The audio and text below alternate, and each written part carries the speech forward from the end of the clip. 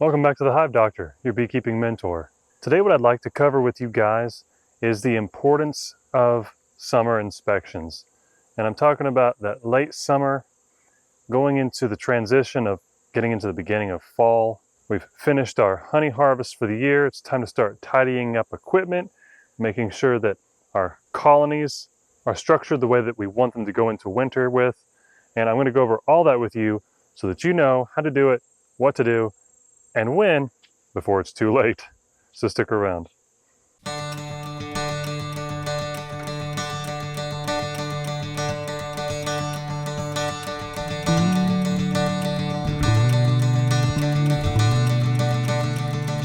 Welcome back, beekeepers. I'm sure that no matter what your experience level is, you can agree that our bees need to be ready for the winter time. And the time to start thinking about that, for me, is late summer before I even get into fall. I'm transitioning with my equipment management, my colony status, and right now is the time to go through all of that and be thinking about what I need to do and doing it, taking action on that. So I'm going to go over several things with you today so that you can also be prepared, know what you're doing, and feel that confidence that you know what you're doing. So the first thing we're going to cover is colony structure, the way that we're going to manage our hives going into the winter with. So I'm going to break my colonies down to either single deeps or 1.5s. And that is, of course, single deep and a medium honey super. It depends on the size of the colony that's going to dictate that. I'd love to have it one day where everything's consistent and everything's at the strength and population level to where I could just go into winter with a 1.5 on everything. But some hives are a little bit behind others, some are ahead, and that's okay. So I can adjust my management style accordingly, and that's okay with me. So one of the things I'm doing is making sure that I've got good, strong population in each deep hive body, and that each one of those colonies has a good laying queen. So that means I've got to go through each colony and verify that I've got a queen. And since this year I'm going to start marking my queens, I'm going to start marking them as well. And that's going to help me next year when swarms will be starting in the spring again. So I know that if that queen is my original that I marked green, because this is 2024, next year I don't remember what color that is, but all the queens that are made by my colonies or myself next year will be whatever color that is, ending in 5. Maybe it's red or blue or something. But anyways, the most important thing is to make sure that your colonies have a good laying queen. For some reason in the summer, it's kind of tricky. Your populations are huge. You don't really suspect anything like the queen isn't there. But for some reason I see queenless colonies, and I don't know how they got to that state because they had a nice laying queen before. In fact, they went into the nectar flow with one, and that's why they made so much honey, because they were a good colony. Sometimes a late or a summer swarm will happen and they fail to replace her. You just never know. Sometimes you might. Right now, I'm going through and making sure that the colonies that do not have a queen yet, that I'm marking those so that I can give them a queen cell later. In fact, this colony right here, this is my cell raiser. This is going to be the last batch of queen cells that I make this year. This is purely to requeen any colonies that are lacking a queen and still have plenty of resources, meaning bees, food, and brood left over that I feel will be able to get their feet under them and go into the winter with. So that was kind of two things in one. Colony structure as far as how you want to winter them. You might choose double deeps, single deeps, 1.5s. I've seen beekeepers do 1 deep and 2 medium supers because they're full of honey.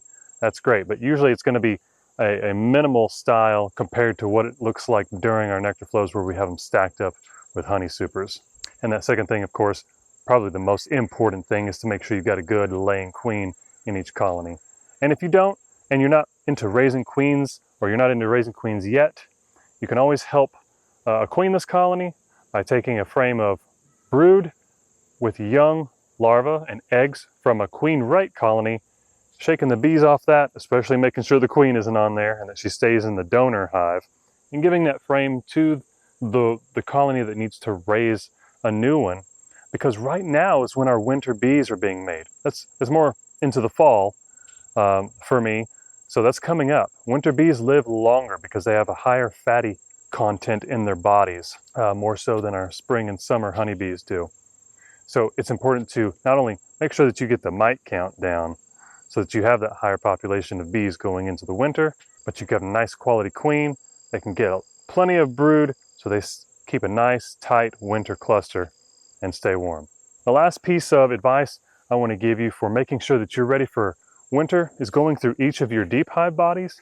And if you're going to be wintering with any medium honey super or even a shallow, shallow honey super going into the winter time, it's important to find all of the bare frames that your colonies did not draw wax on and taking those out and replacing with at least some drawn out comb, even if it doesn't have anything in it, because they may still have time to put stores in there, whether it's from foraging what's available or if it's from you feeding your bees.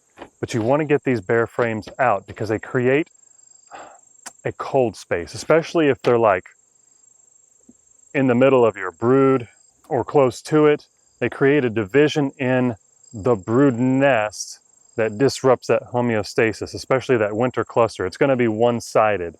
So if you've got food over here and your brood clusters over here, they're not going to want to break the cluster to pass over this cold frame to get to the food.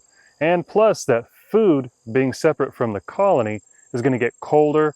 That honey may sugar and crystallize in the comb and not be as easy or readily available for the bees to be able to use. So what do you do if you don't have any drawn out frames to switch this out with? Well, if that's the case, take this frame out and put it on the outside. So in other words, like right here, this is a 10 frame box. If this was frame number 3, I would take it out, bump these frames over, and make sure it's on the outside. That way on the other 9 frames, they can still maintain their cluster, do what they need to do, and everyone's happy.